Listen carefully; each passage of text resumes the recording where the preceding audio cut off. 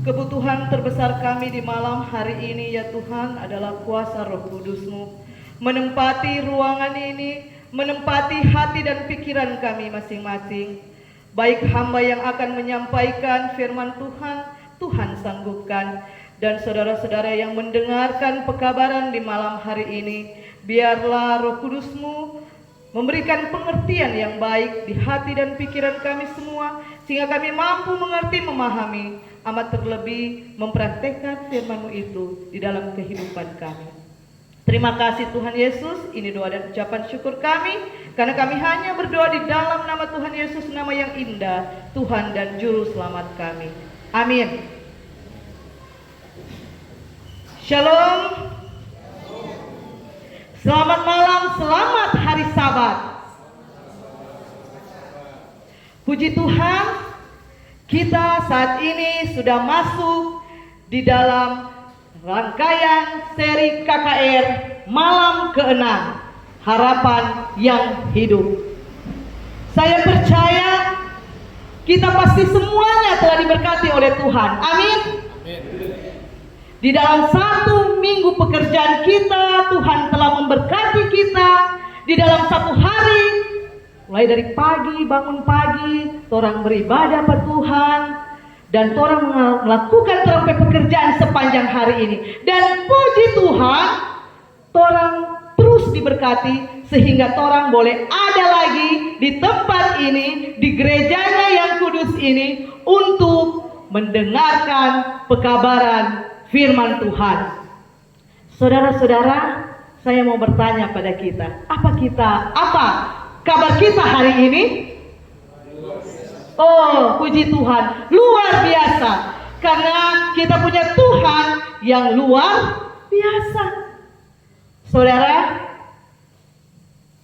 saya senang melihat sahabat-sahabat rohani yang dari malam ke malam terus hadir, walaupun mungkin capek.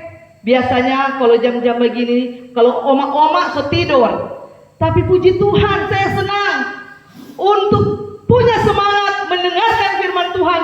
Baik oma-oma, opa-opa, om-om, tante-tante, saudara-saudari boleh hadir. Saya percaya orang rindu dan haus mendengarkan kebenaran firman Tuhan. Amin. Dan malam hari ini adalah malam terakhir. Jadi saya mau kupas sedikit pelajaran-pelajaran yang telah kita lalui dari malam ke malam secara singkat. Malam pertama orang telah belajar mengenai buku yang sebenarnya hampir mau dimusnahkan, tapi bukan musnah, justru apa? Lebih banyak orang temui ini Alkitab, buku yang tidak pernah usang. Dia punya ada kok buku yang di zamannya top, tapi setelah itu tidak lagi. Tapi kalau Alkitab, saudara, dari dulu berapa ribu tahun yang lalu, ada ini gulungan kitab yang sudah disatukan di dalam Alkitab saat ini tetap masih bermanfaat dan berfaedah untuk orang kehidupan zaman sekarang maupun yang akan datang. Di malam yang kedua orang telah bahas bagaimana di dalam janji Alkitab ini Tuhan akan datang segera menjemput orang dengan segala tanda-tanda yang telah orang pelajari. Di malam ketiga pun orang telah belajar tentang 10 hukum Tuhan yang tidak pernah dipalangkan di kayu salib. 10 hukum Tuhan masih berlaku dari dahulu, sekarang sampai kekekalan, karena itu adalah karakter Tuhan. Dan hari yang keempat kita telah belajar salah satu dari hukum Tuhan, yaitu hukum yang keempat, di mana dikatakan ingatlah dan kuduskanlah hari Sabat. Seperti saat ini saudara, hari ini sudah masuk atau sudah jatuh di hari Sabat, karena Alkitab menerangkan bahwa pergantian hari itu adalah dari masuk matahari sampai masuk matahari, bukan dari jam 12 tengah malam seperti yang dunia rayakan. Tidak saudara, pergantian hari itu dari masuknya matahari sampai masuknya matahari. Jadi ketika tadi sekitar jam 6 sore tadi sudah masuk matahari, itu sudah pergantian hari dan sudah masuk saat ini pada hari Sabat. Jadi saudara, kita menyembah Tuhan saat ini di hari Sabatnya yang kudus dan suci, dan Tuhan memberkati hari Sabatnya ini. Amin. Dan kita pun terus diberkati oleh Tuhan. Dan tadi malam orang telah bahas tentang makanan, pola hidup, gaya hidup kita. Bagaimana Tuhan masih memberikan makanan yang boleh orang konsumsi supaya orang tubuh sehat, tapi ada juga yang dilarang Tuhan. Itulah makanan halal, makanan haram, dan juga makanan ataupun obat-obatan terlarang yang tidak boleh orang konsumsi seperti rokok, narkoba, ataupun minuman-minuman yang memabukkan, membuat orang terpuyung-puyung. Itulah pembahasan kita 5 malam sebelumnya. Dan pada saat ini saya akan membawakan pelajaran firman Tuhan dengan judul Harapan yang Hidup Melalui Lahir Baru. Saudara, kita baca dalam Yohanes 3 ayat 1 sampai 5. Yohanes 3 ayat 1. Ada seorang Farisi yang bernama Nikodemus, seorang pemimpin Yahudi. Ayat 2. Ia datang pada waktu malam kepada Yesus dan berkata, "Rabi, kami tahu bahwa engkau datang sebagai guru yang diutus Allah. Sebab tidak ada seorang pun yang dapat mengadakan tanda-tanda yang engkau adakan itu jika Allah tidak menyertainya." Ayat 3, Yesus menjawab katanya, "Aku berkata kepadamu, sesungguhnya jika seorang tidak dilahirkan kembali, ia tidak dapat melihat kerajaan Allah." Ayat 4, kata Nikodemus kepadanya, "Bagaimanakah mungkin seorang dilahirkan kalau ia sudah tua? Dapatkah ia masuk kembali ke dalam rahim ibunya dan dilahirkan lagi?" Ayat 5, jawab Yesus, "Aku berkata kepadamu, sesungguhnya jika seorang tidak dilahirkan dari air dan roh, ia tidak dapat masuk ke dalam kerajaan Allah." Saudara, apa maksud jawaban Yesus untuk Nikodemus? Yaitu sesungguhnya jika seorang tidak dilahirkan dari air dan roh. Kita berbicara mengenai baptisan. Pertanyaan saudara, mengapa pengikut Kristus harus dibaptis? Ada 5 alasan mengapa pengikut Kristus harus dibaptis. Alasan yang pertama berhubungan dengan keselamatan. Kita baca dalam Alkitab, kitab Markus 16 ayat 15 dan 16. Lalu ia berkata kepada mereka, "Pergilah ke seluruh dunia, beritakanlah Injil kepada segala makhluk. Siapa yang percaya dan dibaptis akan diselamatkan, tetapi siapa yang tidak percaya akan dihukum." Saudara, pengikut Kristus harus dibaptis karena berhubungan dengan keselamatan. Siapa yang percaya dan dibaptis akan diselamatkan, tetapi siapa yang tidak percaya, saudara, akan dihukum. Alasan mengapa pengikut Kristus juga harus dibaptis, alasan yang kedua adalah perintah agung Yesus Kristus. Dalam Matius 28 ayat 18 sampai 20, Yesus mendekati mereka dan berkata, "Kepadaku telah diberikan segala kuasa di sorga dan di bumi. Karena itu, pergilah, jadikanlah semua bangsa muridku, dan baptislah mereka dalam nama Bapa dan Anak dan Roh Kudus, dan ajarlah mereka melakukan segala sesuatu yang telah kuperintahkan kepadamu, dan ketahuilah aku menyertai kamu senantiasa sampai kepada akhir zaman." Jadi mengapa pengikut Kristus harus dibaptis, saudara? Karena itu adalah perintah dari Yesus Kristus sendiri. Dia bilang, pergi, kabarkan itu kebenaran kepada semua orang. Dan ketika semua orang mendengar ini kebenaran ini, mereka harus dibaptis. Jadi terus pergi ke ajar. Itu mengapa, sebab pengikut Kristus harus dibaptis. Alasan yang ketiga, yaitu untuk pengampunan dosa. Kita baca dalam Kisah Para Rasul 2 ayat 38. Jawab Petrus kepada mereka, bertobatlah dan hendaklah kamu masing-masing memberi dirimu dibaptis dalam nama Yesus Kristus untuk pengampunan dosamu, maka kamu akan menerima karunia Roh Kudus.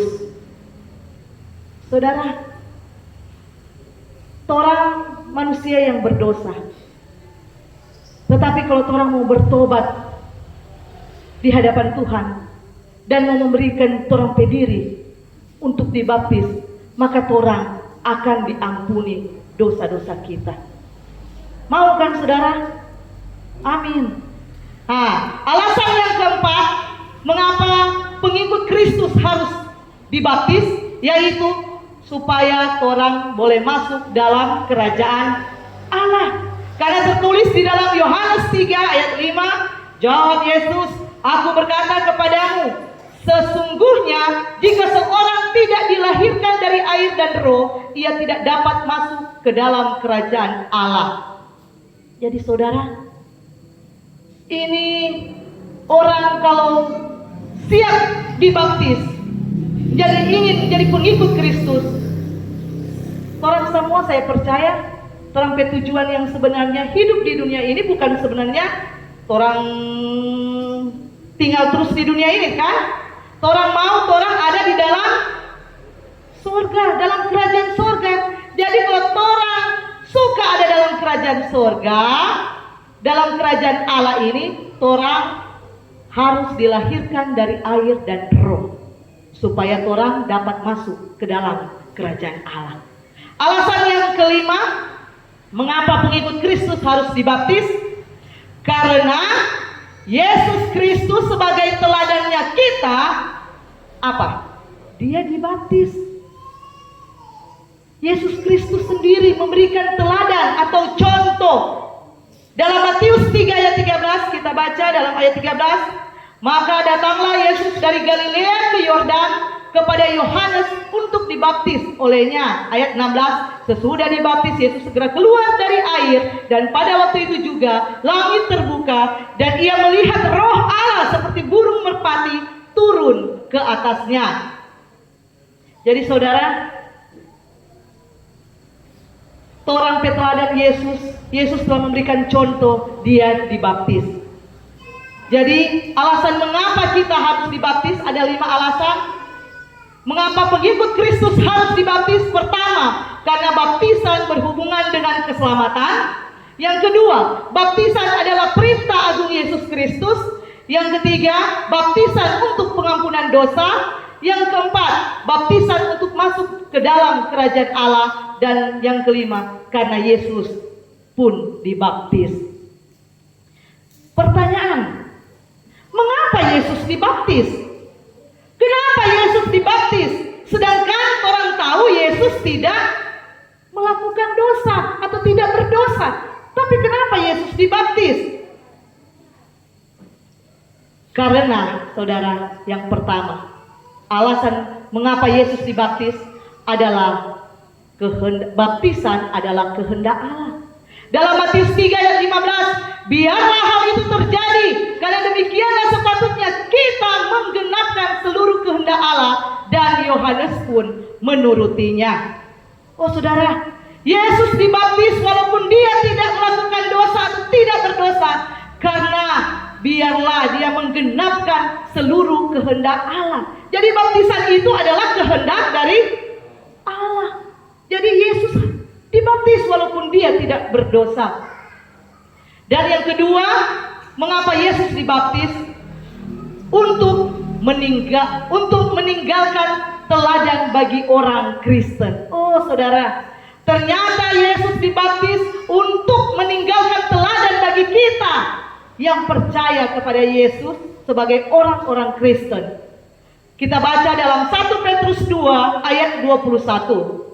Sebab untuk itulah kamu dipanggil, karena Kristus pun telah menderita untuk kamu dan telah meninggalkan teladan bagimu, supaya kamu mengikuti jejaknya. Oh saudara, mau salah ini kalau Tuhan Yesus sendiri yang telah memberikan teladan for orang-orang pengikut Kristus. Inilah mengapa Yesus dibaptis. Ada dua hal. Karena baptisan itu kehendak Allah dan untuk meninggalkan teladan bagi orang Kristen. Pertanyaan saudara, ada berapa jenis baptisan yang diajarkan oleh Alkitab? Mari kita belajar malam hari ini. Ini adalah gambar-gambar cara atau jenis baptisan yang dilakukan. Ini ada baptisan bayi, ini juga ada tumpahkan air di kepala, dan ini dimasukkan dalam air. Saudara, mari kita lihat berapa jenis baptisan yang diajarkan oleh Alkitab. Efesus 4 ayat 5. Satu Tuhan, satu iman, satu baptisan. Kita lihat selanjutnya. Apakah arti kata baptis? Baptis dalam bahasa Greka atau Yunani disebut baptiso. Dia punya arti menyelamkan, mencelupkan, atau membenam di dalam air. Jadi saudara jelas, itu kata baptis dalam Alkitab diambil dari kata baptiso. Jadi kalau ini Alkitab DP bahasa Indonesia ada tulis dibaptis, artinya ini menyelamkan, mencelupkan, membenam di dalam air. Bukan rantiso yang punya arti percik, disiram, dituang. Jadi rantiso ini tidak masuk di dalam kata baptis yang ditulis di dalam Alkitab. Yang benar adalah baptiso. Kita lihat contoh pembaptisan di dalam Alkitab. Pertama kita lihat contoh yang diteladankan Yesus yang telah tolong pelajari tadi. Pertama Yesus dalam Matius 3 ayat 16. Sesudah dibaptis Yesus segera keluar dari air. Dan pada waktu itu juga langit terbuka dan ia melihat Roh Allah seperti burung merpati turun ke atasnya. Oh saudara, kita lihat baptisan dalam Alkitab yang dilakukan Yesus yang menjadi terang teladan. Yesus dibaptis keluar dari air. Kalau keluar dari air berarti itu apa? Banyak air. Contoh yang kedua dalam baptisan di Alkitab, kita telah melihat bagaimana Yohanes di dalam Yohanes 3 ayat 23. Akan tetapi Yohanes pun membaptis juga di Ainon dekat Salim, sebab di situ banyak air dan orang-orang datang ke situ untuk dibaptis. Jadi saudara, Alkitab menerangkan bahwa ketika Yohanes membaptis orang, dia apa? Di situ banyak air. Kok bukan cuma sama dengan orang-orang jangan bilang, oh mesti sama kok. Sebenarnya baptisan itu kalau yang benar kata, ini kata orang. Kalau baptisan yang benar berarti mesti kalau ikut Yesus, mesti di Sungai Yordan. Tidak saudara, kan Alkitab mencatat di Ainon dekat Salim, sebab di situ banyak air. Bukan bukan di Sungai Yordan. Jadi ketika banyak air, di situ boleh dibaptiskan. Bukan seperti orang bilang mesti pergi di Sungai Yordan. Dan yang ketiga, contoh baptisan dalam Alkitab, Filipus membaptis sida-sida. Dalam Kisah Para Rasul 8 ayat 35. Maka mulailah Filipus berbicara dan bertolak dari nas itu, dan ia memberitakan Injil Yesus kepadanya. Ayat 36. Mereka melanjutkan perjalanan mereka dan tiba di suatu tempat yang ada air. Lalu kata sida-sida itu, lihat, di situ ada air. Apakah halangannya jika aku dibaptis? Saudara, baptisan dalam Alkitab menceritakan semuanya. Di situ banyak air. Dan juga dalam Kisah 8 ayat 37, sahut Filipus, jika Tuhan percaya dengan segenap hati, boleh. Jawabnya, aku percaya bahwa Yesus Kristus adalah anak Allah. Ayat 38. Lalu orang Ethiopia itu menyuruh menghentikan kereta itu, dan keduanya turun ke dalam air, baik Filipus maupun sida-sida itu, dan Filipus membaptis dia. Jelas saudara? Ini kita lihat dalam buku James Cardinal Gibbons. Dalam bukunya Faith of Our Fathers, edisi 94, paragraf 277. Sejarawan gereja dan penemuan arkeologi membuktikan bahwa baptisan dengan cara diselamkan adalah praktek gereja hingga abad 12 dan 13 AD. Saudara, kita bisa lihat dari buku catatan ini bahwa dari dulu, dari zaman Yesus dan rasul-rasul dan gereja Kristen mula-mula mempraktekkan baptisan dengan cara diselamkan. Baptisan diselamkan memang sesuai dengan pelajaran Alkitab. Dan kita lihat, untuk beberapa abad lamanya, gereja Kristen membaptiskan dengan cara diselamkan, dengan cara Tuhan Yesus.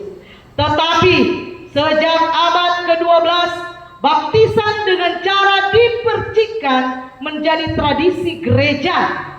Gereja memiliki kuasa untuk mengatur cara yang cocok dengan situasi dan keadaan. Saudara, baptisan dengan cara dipercik menjadi tradisi gereja dengan alasan cocok dengan situasi dan keadaan. Tidak perlu repot, hanya dengan apa? Siramkan air sedikit di wadah kecil, seperti air yang dikasih di mana? Baskom atau apa? Wadah yang kecil.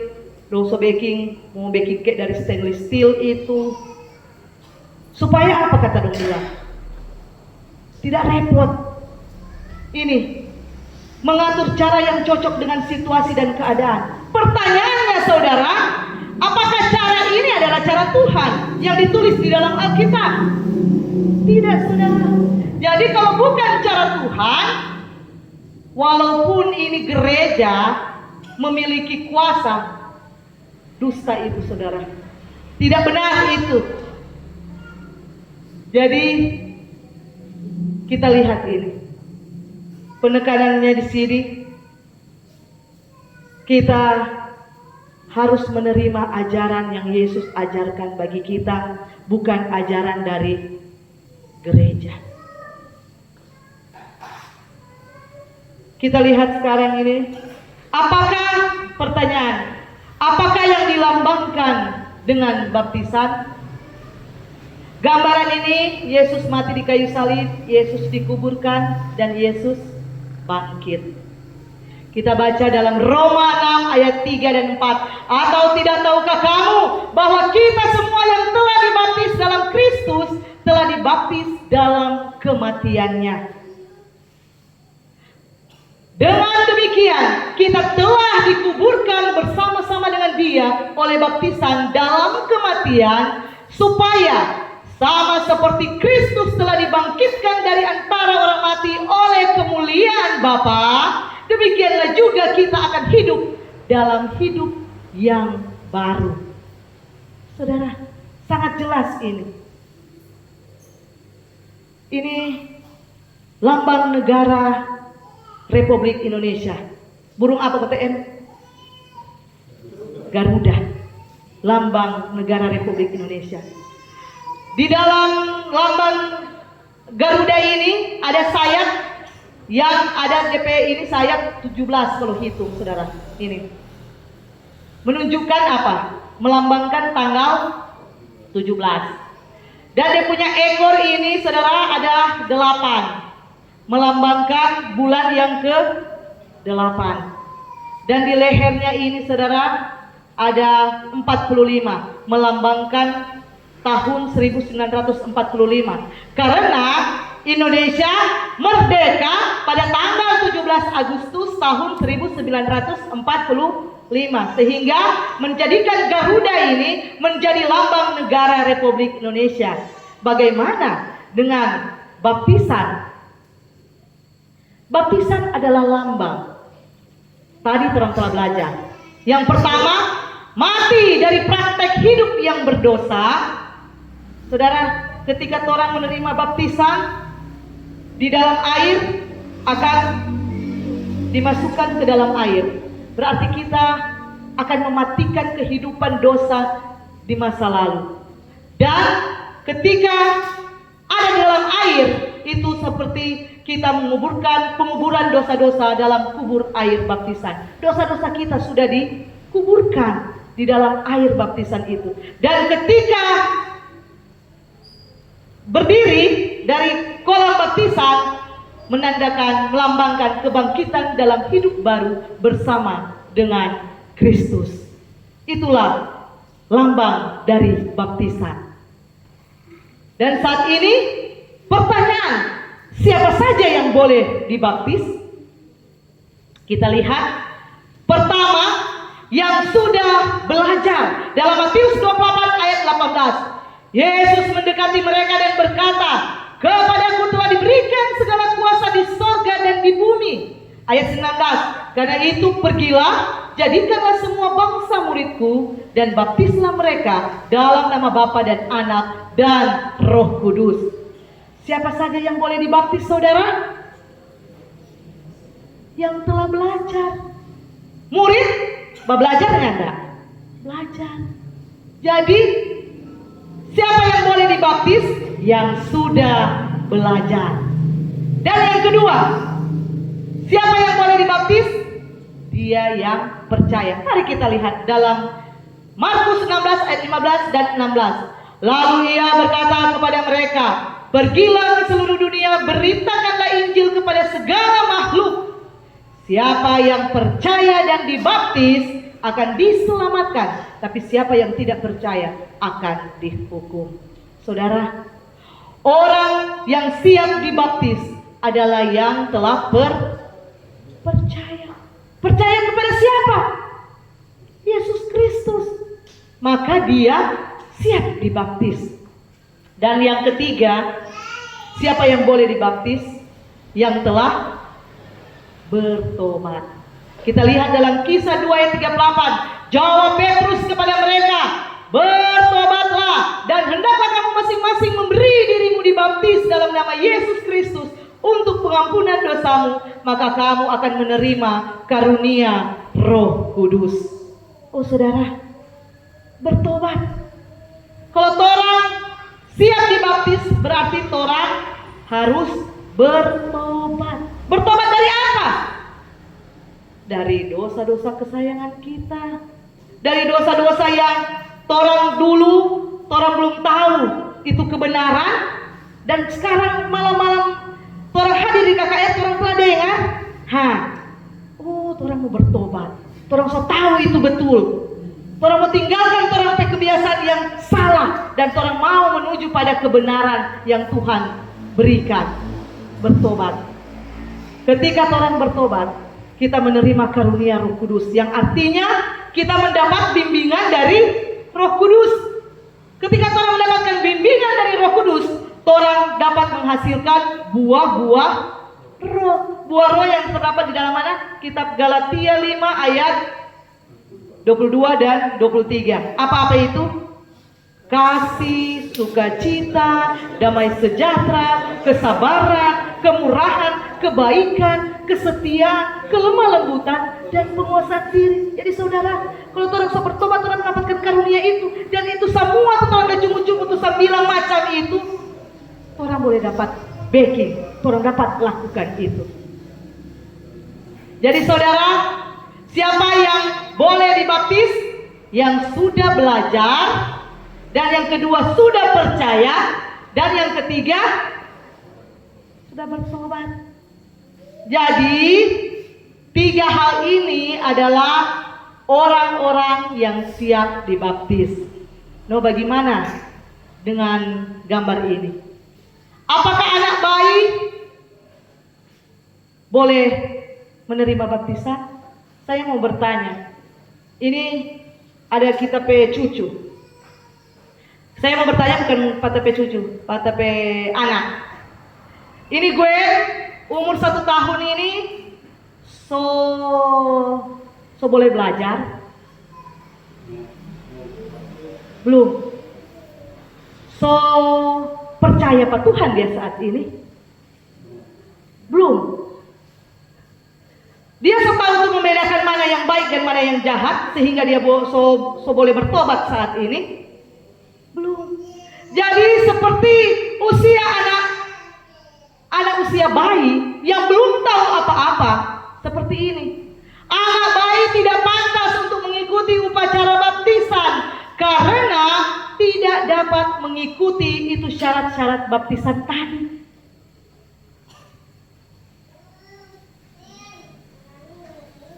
Pertanyaan selanjutnya, apakah mudah mengikuti upacara baptisan? Dalam Matius 3 ayat 13, maka datanglah Yesus dari Galilea ke Yordan kepada Yohanes untuk dibaptis olehnya. Tetapi Yohanes mencegah dia, katanya, akulah yang perlu dibaptis olehmu, dan engkau yang datang kepadaku.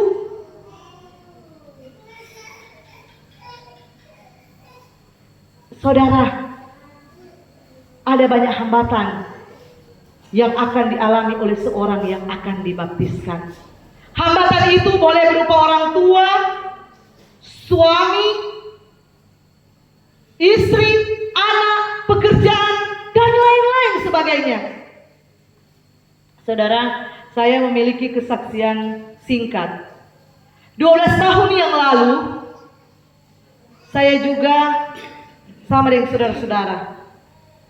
Waktu dulu belum kenal itu Sabat, belum kenal itu makanan halal dan haram, semua masih kita konsumsi. Dan setelah saya mendengarkan pekabaran seperti ini, saya berani mengambil keputusan untuk mengikuti Yesus dengan dibaptiskan. Tetapi saudara, dalam saya mau mengikuti Yesus dibaptis, saya juga seperti ini. Banyak hambatan, banyak yang mencegah. Dan pengalaman saya dicegah oleh orang tua yang notabene bukan mama, tetapi orang tua yang mendidik saya, oma saya. Oh saudara, bukan gampang. Memang ini hambatan. Waktu saya dulu, dari kecil sampai kita besar, sampai kita kawin, kita ada pada oma yang mendidik kita. Tetapi setelah saya mendengarkan pekabaran firman Tuhan yang benar, saya mengambil keputusan untuk ikut Yesus. Walaupun waktu itu saya takut sebenarnya. Mau bilang pada oma, kita kasihan dia so tua. Apa dia mau bilang pada kita? Dia ada didik kita dari kecil sampai so kawin, sampai so ada anak. Kong kita mau bilang kita mau baptis dengan cara yang benar yang Tuhan berikan. Mungkin waktu itu tapi oma belum dengar ini kebenaran. Jadi dia menentang saya, dia menghalangi saya. Hambatan yang saya dapati dari orang tua. Saya percaya juga kita semua punya banyak kesaksian untuk mengikuti Yesus sebagai juru selamat pribadi kita. Banyak hambatan, banyak tantangan, baik suami, istri, anak, atau kebanyakan juga pekerjaan. Yang kalau orang so baptis, menerima Yesus, orang harus menerima semua apa yang ditulis dalam Alkitab. Yaitu orang sudah mulai apa? Kerja di hari Sabat. Iya kan? Jadi saudara, mudah mengikuti upacara baptisan. Kita lihat Lukas 12 ayat 51. Kamu menyangka bahwa aku datang untuk membawa damai di atas bumi? Bukan. Kataku kepadamu, bukan damai, melainkan pertentangan. Matius 10 ayat 34. Jangan kamu menyangka bahwa aku datang untuk membawa damai di atas bumi. Aku datang bukan untuk membawa damai, melainkan pedang. Dalam Matius 10 ayat 35. Sebab aku datang untuk memisahkan orang dari ayahnya, anak perempuan dari ibunya, menantu perempuan dari ibu mertuanya. Matius 10 ayat 37. Barang siapa mengasihi bapa atau ibunya lebih daripada aku, ia tidak layak bagiku. Dan barang siapa mengasihi anaknya laki-laki atau perempuan lebih daripada aku, ia tidak layak bagiku. Saudara, dalam Kisah Para Rasul 5 ayat 29, Yesus berkata, kita harus lebih taat kepada Allah daripada kepada manusia. Jadi saudara, ini barang siapa mengasihi bapak ibunya lebih daripada mengasihi Yesus, ia tidak layak bagi Yesus. Jadi saudara, saat ini apa saja yang ditinggalkan oleh murid Yesus saat menerima panggilan Yesus? Mari kita belajar bersama. Dalam Matius 4 ayat 19, Yesus berkata kepada mereka, mari ikutlah aku dan kamu akan kujadikan penjala manusia. Ayat 20, lalu mereka pun segera meninggalkan jalannya dan mengikuti dia. Jadi saudara, ketika murid-murid Yesus menerima panggilan Yesus, mereka apa? Segera meninggalkan jalannya. Dorang ada kerja, sibuk kerja. Ketika Yesus panggil, dorang apa? Dorang langsung tinggal, dorang pejala dan mengikuti Yesus. Dalam Matius 4 ayat 21. Dan setelah Yesus pergi dari sana, dilihatnya pula dua orang bersaudara, yaitu Yakobus anak Zebedeus dan Yohanes saudaranya bersama ayah mereka Zebedeus sedang membereskan jala di dalam perahu. Yesus memanggil mereka. Ayat 22. Dan mereka segera meninggalkan perahu serta ayahnya lalu mengikuti dia. Oh saudara, ini yang dilakukan oleh murid-murid Yesus. Dan juga apa yang dilakukan oleh para sida-sida. Dalam Kisah 8 ayat 26. Kemudian berkatalah seorang malaikat Tuhan kepada Filipus, katanya, bangunlah dan berangkatlah ke sebelah selatan, menurut jalan yang turun dari Yerusalem ke Gaza. Jalan itu jalan yang sunyi. Ayat 27. Lalu berangkatlah Filipus, adalah seorang Etiopia, seorang sida-sida pembesar dan kepala perbendaharaan Sri Kandake, ratu negeri Ethiopia, yang pergi ke Yerusalem untuk beribadah. Ayat 35, maka mulailah Filipus berbicara dan bertolak dari nas itu. Ia memberitakan Injil Yesus kepadanya. Ayat 36, mereka melanjutkan perjalanan mereka dan tiba di suatu tempat yang ada air. Lalu kata sida-sida itu, lihat, di situ ada air. Apakah halangannya jika aku dibaptis? Ayat 37, sahut Filipus, jika Tuhan percaya dengan segenap hati, boleh. Jawabnya, aku percaya bahwa Yesus Kristus adalah anak Allah.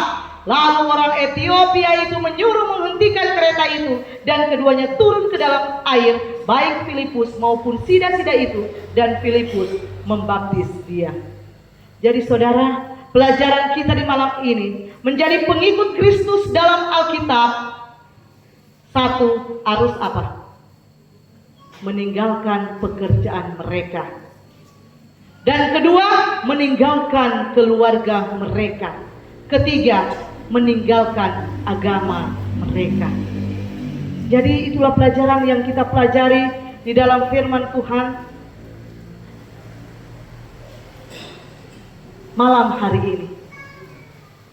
Bagaimana dengan Kisah 22 ayat 16. Dan sekarang, mengapa engkau masih ragu-ragu? Bangunlah, berilah dirimu dibaptis, dan dosa-dosamu disucikan, sambil berseru kepada nama Tuhan. Saudara, Tuhan mengetuk pintu hati kita di malam hari ini. Pertanyaan menjadi pertanyaan bagi kita semua. Bersediakah Anda dan saya untuk membuka pintu hati bagi Tuhan? Saudara, pada hari ini, jika kamu mendengar suaranya, janganlah keraskan hatimu. Malam hari ini, saya mau mengajak kepada kita semua yang mau datang kepada Tuhan, yang telah belajar firman Tuhan, yang telah percaya kepada Tuhan, dan yang mau bertobat di hadapan Tuhan. Malam hari ini, saya memanggil saudara-saudara untuk datang ke depan. Saudara-saudara, dalam Ibrani 4 ayat 7 mengatakan, jika kamu mendengar suaranya, jangan keraskan hatimu. Saudara, Yesus tidak peduli dari mana kita berasal. Yesus tidak peduli apa latar belakang kita.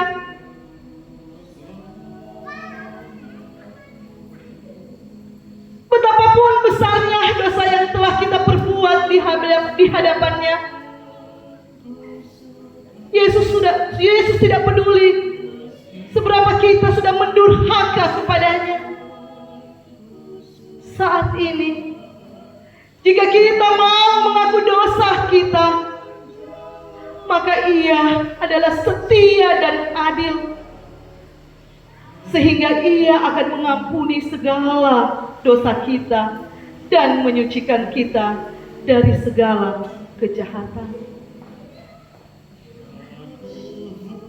Saudara, malam hari ini saya mau memanggil saudara-saudara yang rindu menerima Yesus sebagai juru selamat pribadinya. Mari datang ke depan. Kami akan mendoakan. Saya tahu saudara-saudara, dari tempat duduk saudara-saudara, hati saudara bergumul. Ada bisikan kuasa Roh Kudus yang bekerja, memanggil saudara-saudara untuk datang kepada Tuhan. Saudara, hidup kita hanya selangkah dari maut, dan kita tidak ingin melakukan dosa yang tidak bisa diampuni. Kita tidak ingin menunda pengharapan selamat daripada Yesus. Mari saudara yang rindu mau datang kepada Yesus, datang ke depan untuk didoakan. Karena sesungguhnya waktu ini adalah waktu perkenanan Tuhan. Sesungguhnya hari ini adalah hari penyelamatan itu. Saudara, kita telah mendengarkan pekabaran demi pekabaran, dan saya percaya pekabaran yang telah kita terima melalui firman Tuhan telah bertumbuh subur di hati kita.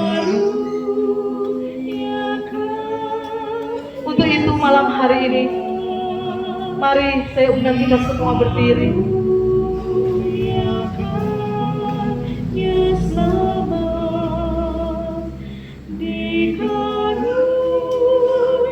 Kita satu di dalam doa. Oh Bapa di sorga, di malam hari Sabat Tuhan yang suci dan kudus ini, kami telah mendengarkan pekabaran kebenaran firman Tuhan.